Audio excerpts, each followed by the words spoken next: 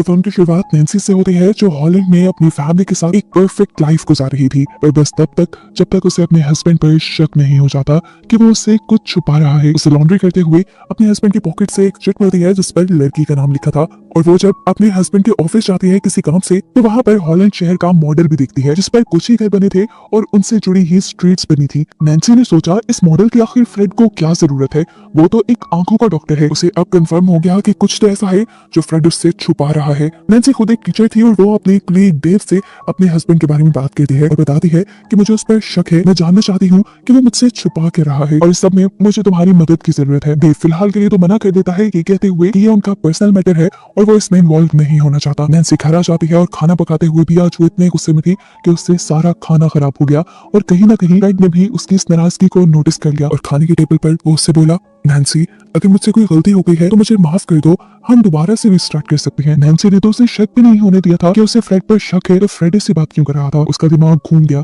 सबके सो जाने के बाद वो गैलरी में गई जहाँ पर फ्रेड का सामान रखा हुआ था और यहीं पर उसे एक कैमरा मिल गया जिसे फ्रेड ने छुपाया हुआ था।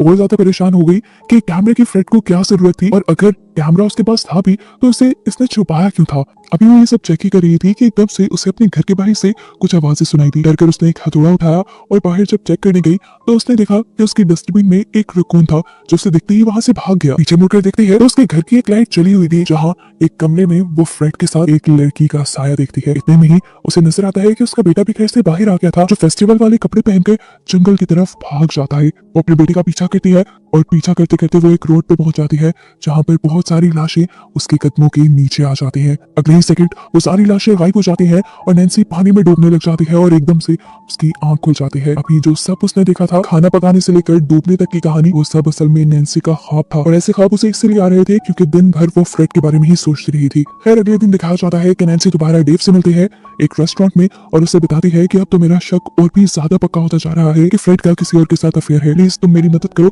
मैं उसे रंगे हाथों पकड़ना चाहती हूँ। डेव अभी भी सब में नहीं पढ़ना चाहता था लेकिन जैसे ही नैन्सी ने उसका हाथ पकड़ा तो वो पिघल गया और उसकी बात मानने को तैयार हो गया क्योंकि वो खुद भी अंदर ही अंदर नैन्सी को पसंद किया करता था। वो नैन्सी से पूछता है मुझे क्या करना होगा। नैन्सी बताती है बहुत ही सिंपल है, तुम्हें बस चेकअप के बहाने उसके पास जाना है और फिर वॉशरूम यूज करने के बहाने उसके वॉशरूम की विंडो खोल देनी है जहाँ से रात को हम उसके क्लिनिक के अंदर जाकर छानबीन कर सकें। नैन्सी के कहने के मुताबिक डेव फ्रेड को अपनी आंखें चेक करवाने के लिए पहुंच जाता है जिनमें कोई खराबी नहीं थी। यहाँ फ्रेड डेव से पूछता है तुम टीचर हो और उसी स्कूल में टीचर हो ना जिस स्कूल में नैन्सी भी पढ़ाती है। नैन्सी का नाम सुनकर डेव घबरा जाता है और फ्रेड से कहता है मैं बहुत इंट्रोवर्ट हूँ, मैं किसी टीचर से नहीं मिलता इसलिए ज्यादा किसी को नहीं जानता। डेव की घबराहट अब बढ़ती जा रही थी, वो यहाँ से जाना चाहता था लेकिन फ्रेड ने उसे रोक दिया और उसकी आंखों में ड्रॉप्स डाल दिए। अभी उसे कुछ देर का वेट करना था ताकि फ्रेड उसका दोबारा चेकअप कर पाए, लेकिन फ्रेड के यहाँ से जाते ही डेव उठकर यहाँ से भागने लगा लेकिन सामने से उसे पुलिस वाला आता दिखाई दिया।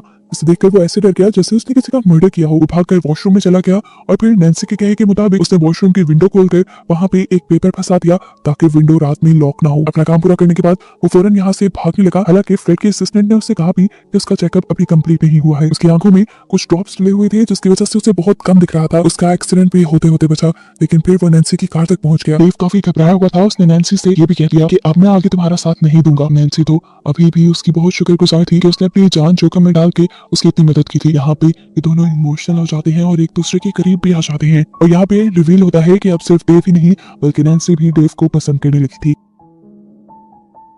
अब रात में इन्हें अपना मिशन करना था, यानी नैन्सी को फ्रेड की क्लिनिक की चेकिंग करनी थी, तो वो फ्रेड को बहाना बना के गई कि वो नाइट पार्टी के लिए जा रही है अपनी फ्रेंड के घर। हालांकि वो डेव के साथ फ्रेड के क्लिनिक जा रही थी। क्लिनिक जाते ही ये लोग वॉशरूम के रास्ते से क्लिनिक के अंदर घुस जाते हैं। यहाँ दूसरी तरफ हमें दिखाया जाता है कि फ्रेड को उसी औरत की कॉल आती है जिसके घर जाने का बहाना करते हुए नैन्सी घर से निकली थी और यहाँ पर नैन्सी का भांडा फूटने वाला है। उस लेडी के बेटे की आंखों में बहुत ही शदीद इन्फेक्शन हो गया था, इसलिए उसने फ्रेड को कॉल की थी कि वो जल्दी से क्लिनिक पर आ जाए और वो अपने बेटे को भी लेकर आ रही है। फ्रेड अपने बेटे को घर पे अकेला छोड़कर अपने क्लिनिक के लिए निकल जाता है और यहाँ क्लिनिक के अंदर हम नैन्सी को देखते हैं जिसे फ्रेड के पास बहुत सारे डेबिट कार्ड्स दिखते हैं जिनमें से वो एक का नंबर नोट भी कर लेती है। साथ ही उसे यहाँ पे एक एल्बम भी मिलता है जिसमें बहुत सारे घरों की पिक्चर्स थी और ये सारी पिक्चर्स उसी कैमरा से ली गई थी जिसे फ्रेड छुपा कर रखता था। अभी वो इससे पहले कि और ज्यादा इन्वेस्टिगेशन करती उसे डेव की कॉल आ जाती है कि बाहर फ्रेड आ गया है। ये सुनकर वो शॉक रह जाती है और फौरन वहां से बाहर निकलने की कोशिश करती है और इस चक्कर में उसके इयररिंग्स फ्रेड के मॉडल के ऊपर गिर जाते हैं। यहाँ फ्रेड उस लड़के का चेकअप करने लगता है जिसके लिए वो क्लिनिक में आया था। उसके बाद वो लेडी से पूछता है आप और नैन्सी कैसा एंजॉय कर रहे हैं, जिस पर वो लेडी उसे बता देती है कि नैन्सी तो मेरे घर आई ही नहीं। फ्रेड समझ गया कि नैन्सी उससे झूठ बोल रही थी, जबकि नैन्सी को तो हम डेव के घर देख रहे थे। वो दोनों एक दूसरे के बहुत करीब आ चुके थे। यहाँ पर फ्रेड जब अपने क्लिनिक के खुफिया रूम में जाता है जिसमें मॉडल रखा हुआ था, तो मॉडल के ऊपर उसे नैन्सी की ज्वेलरी मिल जाती है, जिससे वो समझ जाता है कि नैन्सी यहाँ पर आई थी। सब कुछ नॉर्मल था, लेकिन तभी डेव के घर के बाहर कोई आ गया। ये स्टूडेंट्स थे जो डेव को धमकियां देने के लिए आए थे, क्योंकि डेव ने उन्हें कुछ पनिश किया था। उसके बाद डेव नैन्सी के पास आता है और उससे कहता है कि मैं इस तरह छुपने वाली जिंदगी नहीं गुजार सकता। अगर तुम्हें मेरे साथ रहना है तो तुम्हें अपने हस्बैंड को डाइवोर्स करना होगा। ये सुनकर नैन्सी कहती है, नहीं, मैं ऐसा बिल्कुल नहीं कर सकती। मैं फ्रेड से बहुत ज्यादा प्यार करती हूँ। हाँ, अगर कुछ ऐसा हुआ कि फ्रेड मुझे धोखा दे रहा हुआ, तब मैं उससे डाइवोर्स लेकर तुम्हारे पास आ जाऊंगी। लेकिन फिर भी एक मसला है, फ्रेड की फाइनेंशियल कंडीशन मुझसे बहुत ज्यादा अच्छी है। अगर हम डाइवोर्स लेते हैं तो मेरे बेटे की कस्टडी उसके पास जा सकती है और मैं अपने बेटे के बगैर नहीं रह सकती। फिर अब नैन्सी अपने घर आ जाती है और सो जाती है। रात में उससे दोबारा एक ख्वाब आता है जिसमें वो अपने बेटे को अपने से दूर जाता देख रही थी। डरकर जब उसकी आंख खुली तो उसने देखा कि फ्रेड उसके कदमों में बैठा हुआ था। फ्रेड उससे पूछता है कि तुम्हारा नाइट आउट कैसा रहा। नैन्सी ने उससे झूठ बोल दिया कि वो बहुत अच्छा था, और फ्रेड ने भी उसे नहीं बताया कि वो उसका झूठ पकड़ चुका है। अब नैन्सी दोबारा अपने मिशन पे लग चुकी थी। जिस डेबिट कार्ड का नंबर वो फ्रेड के ऑफिस से लेकर आई थी, वो उसकी इन्फॉर्मेशन निकलवाने लग जाती है और पता चलता है कि रिसेंटली उस डेबिट कार्ड से एक बहुत ही महंगा गिफ्ट खरीदा गया था। वो जब अपने रूम में आई तो उसने अपने बेड पे एक गिफ्ट रखा हुआ देखा। क्या ये गिफ्ट फ्रेड ने उसी के लिए खरीदा था? ये देखकर वो खुश हो जाती है और यहाँ पर फ्रेड उसके गुमे हुए इयररिंग्स भी उसे दे देता है और उसे कहता है, तुम परेशान मत होना, सब कुछ ठीक हो जाएगा। फ्रेड की बातों ने उसे काफी रिलैक्स किया था। फिर कुछ दिन बाद नैन्सी के ऑफिस की एक पार्टी हुई जिसमें वो और डेव भी थे। यहाँ पर उसे डेव की कंपनी बहुत अच्छी लगी, यहाँ तक कि वो घर आकर भी डेव के बारे में ही सोचने लगी। उसे अब डेव से बहुत ज्यादा अट्रैक्शन फील होने लगी थी। यहाँ तक कि उसने डेव को कॉल करके ये भी कह दिया कि वो उसके साथ रहने के लिए तैयार है। बस उसके लिए डेव को उसका एक छोटा सा काम करना होगा। उसे नैन्सी के साथ मिलकर फ्रेड के खिलाफ सबूत इकट्ठा करने होंगे, जिसकी बेसिस पर वो फ्रेड को डाइवोर्स दे दे और ये लोग मिल जाएंगे। फिर ये सारी बात सुनकर डेव भी उसकी मदद के लिए मान जाता है। अगले ही दिन से ये लोग अपने मिशन पर निकल जाते हैं और फ्रेड को स्टॉक करने लगते हैं।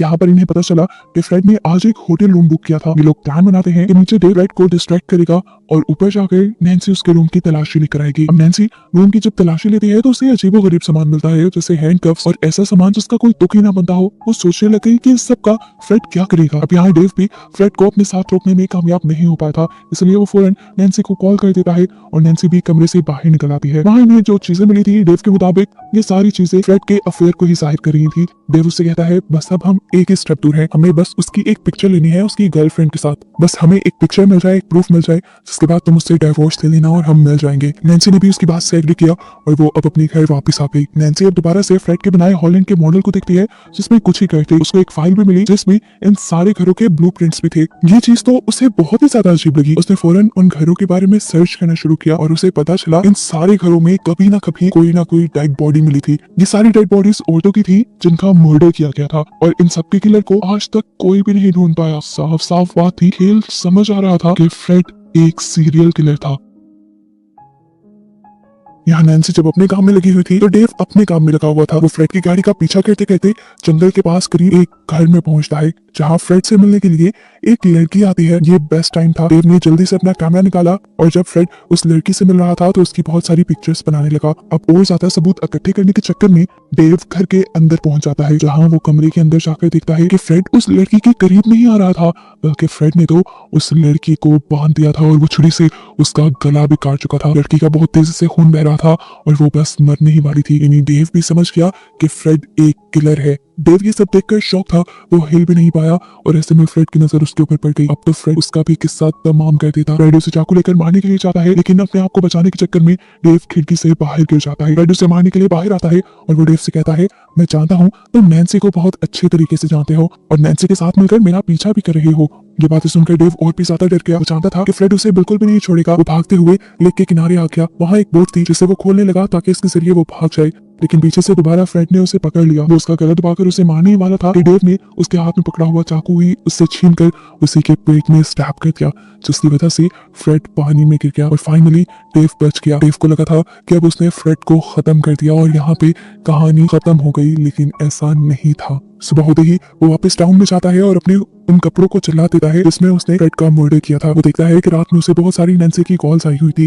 वो डेव को फ्रेड की हकीकत बताना चाहती थी, लेकिन डेव ने आकर यहाँ पे कोई और ही कहानी सुनाई। वो नैन्सी से कहता है कि मैंने फ्रेड को रंगे हाथों पकड़ लिया था, मैंने उनकी पिक्चर्स भी ले ली थी और फिर मैंने उससे उसकी पिक्चर दिखाई और कहा कि अगर तुम अपनी भलाई चाहते हो तो मेरे और नैन्सी के दरमियान से निकल कर चले जाओ। उसे भी अपनी इज्जत बहुत प्यारी थी, उसने कहा ठीक है, और वो अब हमारे दरमियान से जा चुका है। नैन्सी को बहुत हैरानी हुई, फ्रेड तो उससे प्यार के दावे किया करता था, इतनी आसानी से उन्हें कैसे छोड़कर चला गया। डेव ने कहा बस ऐसे ही। उसने अब डेव की बातों पे एतबार कर लिया था, उसने डेव के साथ रहना भी शुरू कर दिया था, लेकिन हर रोज नैन्सी को यही डर खाया जाता था कि किसी दिन फ्रेड आ जाएगा और उसे भी मार देगा, बिल्कुल उन्हीं लड़कियों की तरह जिनको उसने पहले मारा है। यहाँ पर दूसरी तरफ डेव की भी दिमागी हालत खराब होने लगी थी, क्योंकि उसे उस मर्डर के सपने आया करते थे जो उसने कर दिया था, यानी फ्रेड का मर्डर। कुछ दिन बाद हमें दिखाया जाता है कि हॉलैंड में एक फेस्टिवल मनाया जा रहा था, जिसमें नैन्सी भी अपने बेटे को लेकर आई थी, और यहाँ पर उसकी फ्रेंड्स उससे उसके हस्बैंड के बारे में पूछती है। तो नैन्सी बताती है कि वो वेकेशंस पे क्या है, लेकिन तभी उसका दूसरा फ्रेंड बताता है अच्छा वो अभी तक नहीं आया, लेकिन अभी कुछ देर पहले तो मैंने उसे फेस्टिवल में ही देखा है। ये सुनकर नैन्सी की तो हवाइयां उड़ गई, वो डर से पागल हो गई। वो जब इधर उधर देखती है तो उसकी नजर फ्रेड पे भी पड़ जाती है। अब तो उसका डर से बुरा हाल हो गया था, उसने इधर उधर अपने बेटे को ढूंढना शुरू किया। नैन्सी को जब वो नजर नहीं आता तो वो अपने बेटे को ढूंढने के लिए खड़ी हो जाती है, और यहीं पर उसका टकराव डेव से हो जाता है जो गन लेकर आया था। नैन्सी समझ गई कि ये गन वो उसके बेटे को मारने के लिए लाया है, ताकि उसका बेटा भी इन दोनों के दरमियान से खत्म हो जाए और नैन्सी पूरी तरह डेव की हो जाए। ये देखकर उसे डेव पर बहुत गुस्सा आता है और वो अब अपने बेटे को लेकर अपने घर आ जाती है, और डेव यहाँ पर भी आ जाता है। डेव ने आज ठान ली थी कि वो उसे सारी सच्चाई बता देगा। डेव ने उसे बताया कि जब मैं फ्रेड का पीछा करने गया तो मैंने एक खौफनाक मंजर देखा। फ्रेड जिस लड़की के साथ था वो उस लड़की के करीब नहीं गया, बल्कि उसने उस लड़की का गला काट के उसका मर्डर कर दिया, और ये सब मैंने देख लिया। जैसे ही फ्रेड को पता चला कि मैंने सब देख लिया है, वो मेरे भी पीछे पड़ गया। लड़ते लड़ते हम लोग लेक के किनारे पहुंच गए। वहां पर फ्रेड मुझे मारने ही वाला था, पर मैंने अपने आप को डिफेंड करने के लिए उसका चाकू पकड़कर उसे स्टैब कर दिया और वो पानी में गिर गया। मैंने उसे मार दिया।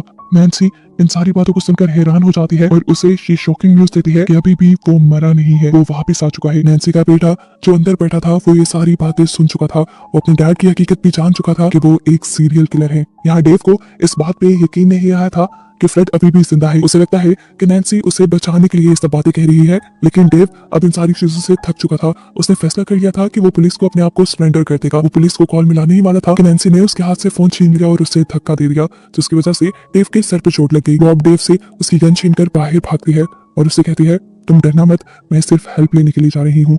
अभी वो बाहर ही गई कि उसने क्या देखा कि बाहर फ्रेड आ चुका था, जिसके पास उसका बेटा भी था। जब वो फ्रेड के पास गई तो फ्रेड ने उसे अकेले में बात करने को बोला और कहा कि तुम जो कुछ भी जान गई हो उसे भूल जाओ, हम दोबारा से रीस्टार्ट करेंगे, मैं सब छोड़ दूंगा। इस मर्तबा भी नैन्सी ने अच्छी वाइफ की तरह उसकी बात मान ली और वो उसके साथ अपने बेटे को लेकर गाड़ी में बैठ गई। लेकिन गाड़ी में बैठते ही उसने अब फ्रेड के ऊपर गन बांध दी और अपने बेटे से फौरन भाग जाने को बोला। उसका बेटा जैसे ही बाहर निकला तो नैन्सी ने गन चला दी, लेकिन उसने गन पहली मर्तबा चलाई थी, इसीलिए गोली फ्रेड को मार नहीं पाई, सिर्फ उसका कान चीरते हुए चली गई। अब ये देखकर फ्रेड को गुस्सा आ जाता है और वो नैन्सी के ऊपर हमला करके उसे मारने ही वाला होता है कि यहाँ पर नैन्सी का बेटा आ जाता है, जिसने दूर से अपनी मॉम को खतरे में देख लिया था। वो अपनी मॉम को कवर देने के लिए आया था। पीछे से उसने फ्रेड को धक्का दिया और यहाँ पर नैन्सी ने अपना शूज निकालकर उसके सर पे वार करना शुरू कर दिया।